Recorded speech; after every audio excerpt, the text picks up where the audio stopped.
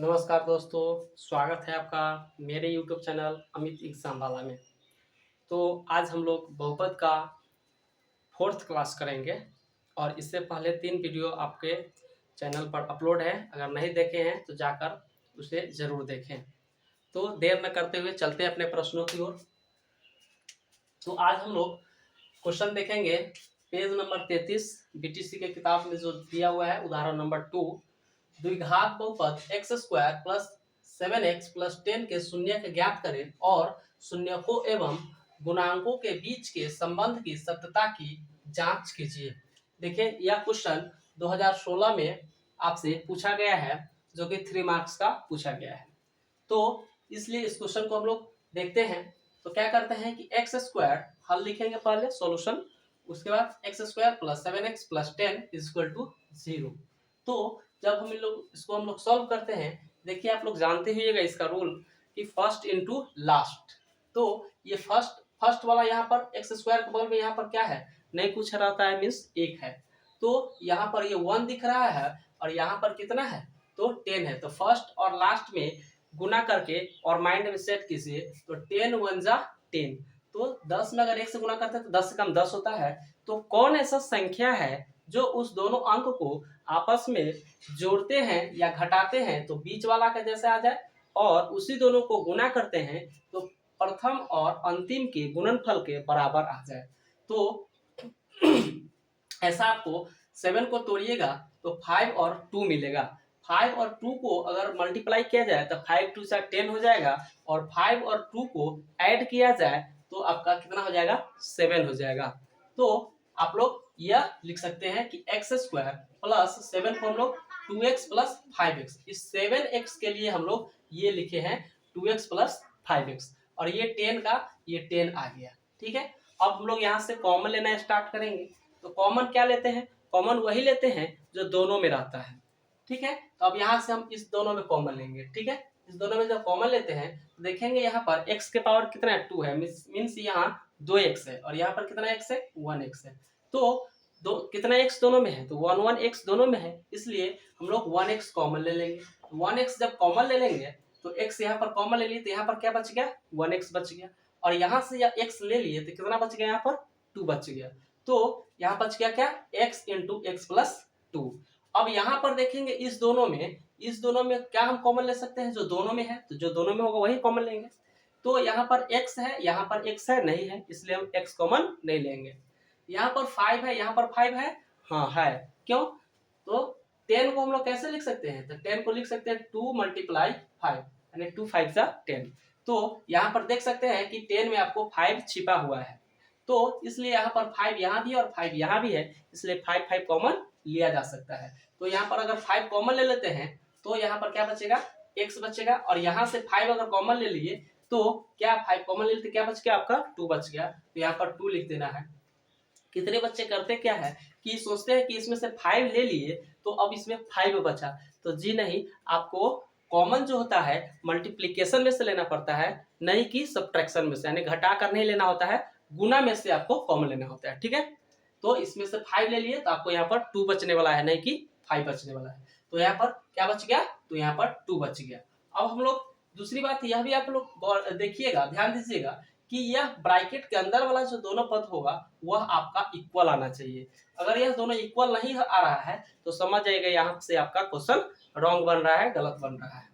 तो आगे हम लोग देखेंगे, तो इससे पहले वाला जो x होगा यहाँ लिख लेंगे, और इससे पहले वाला जो डिजिट होगा फिर यहाँ लिख लेंगे, और ये लिखा गया। उसके बाद यह दोनों सेम है, तो जब सेम है तो सेम वाला को यहाँ पर लिख दिए, उसके बाद इक्वल टू 0 कर दिए। अब क्या करेंगे, x plus 5 is equal to 0 एक अलग छांट लेंगे, और x plus 2 is equal to 0 एक अलग छांट लेंगे। जब इसको हम लोग सॉल्व करेंगे तो x इज इक्वल टू, तो क्या होगा, प्लस 5 इधर आएगा तो माइनस 5, चेंज होगा ना जी। उसके बाद x का x और ये प्लस 5 प्लस 2 है, इधर आएगा तो क्या हो जाएगा, माइनस 2 हो जाएगा। तो इस प्रकार से आपको अल्फा बराबर क्या मिल गया, तो अल्फा बराबर मिल गया, यानी कि पहला पद आपको पहला शून्य क्या मिल गया, -5, और दूसरा शून्य का आपको मिल गया बीटा, इसको हम लोग कहते हैं बीटा। तो बीटा बराबर क्या हो जाएगा, -2। तो अल्फा और बीटा हो गया। लेकिन इस क्वेश्चन में आपका आंसर तो आ गया, लेकिन इस क्वेश्चन में क्या कर रहा है कि संबंध की सत्यता की जांच कीजिए, यानी यह जो आंसर आया है आपका यह सही है कि नहीं, इसको भी हम लोग जांच कर लेते हैं।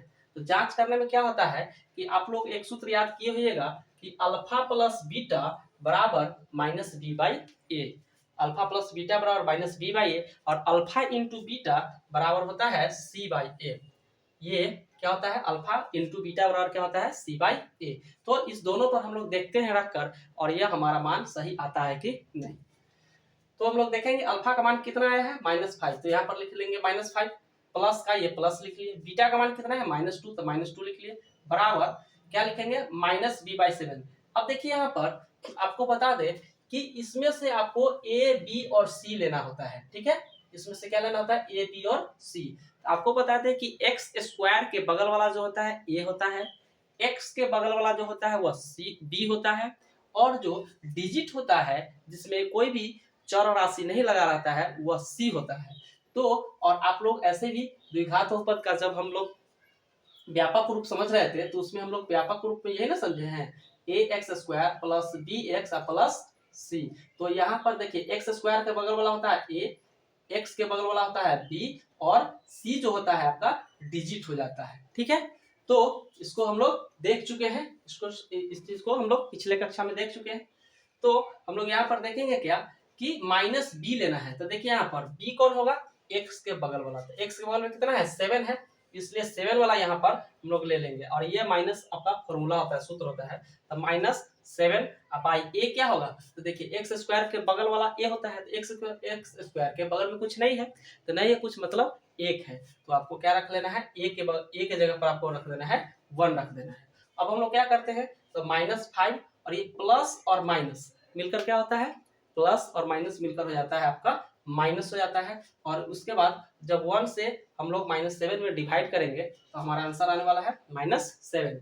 जब इसको -2 -5 और -2 को हम लोग ऐड करते हैं, क्योंकि समान चिन्ह रहने पर क्या होता है, जोड़ा जाता है और चिन्ह वही लिखा जाता है। तो देखिए यहाँ पर -5 और -2 है, दोनों का चिन्ह क्या है, समान है, इक्वल है, तो इक्वल चिन्ह रहने पर डिजिट को जोड़ दिया जाता है, लेकिन चिन्ह जो होता है वही उतर जाता है, ठीक है।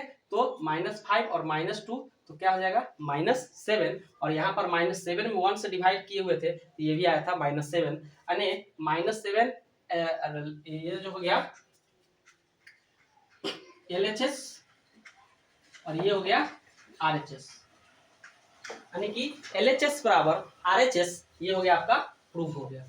दूसरा अगर हम लोग देखें तो अल्फा इंटू बीटा बराबर होता है सी बाई ए, तो सी बाई, तो अल्फा का मान क्या आया है -5 आया है, बीटा का मान क्या है -2 आया है, तो अल्फा में बीटा से क्या करेंगे मल्टीप्लाई। अच्छा सी कौन होगा, तो सी अभी अभी हम बताए हैं जो डिजिट होता है वही सी होता है ना, तो डिजिट कितना है, तो डिजिट है आपका 10, तो 10 आपका सी का मान हो जाएगा, और ए का वैल्यू क्या होगा, तो एक्स स्क्वायर के बगल वाला जो होगा वह आपका ए का वैल्यू होगा, तो एक्स स्क्वायर के बगल वाला क्या होगा, कौन है 1 है, यहाँ पर 1 हो जाएगा आपका ए का वैल्यू।